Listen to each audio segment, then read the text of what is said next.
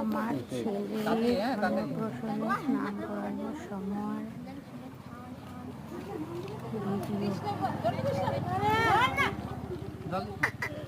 তোমাদের কেমন লাগছে বলো। একটু পিছন থেকে জল ঢালো। ঠান্ডা জল দেওয়া যাবে না, হালকা হালকা খালি পায়ে পায়ে ঢেলে দাও না, বাথরুম করি। পায়ে দাও।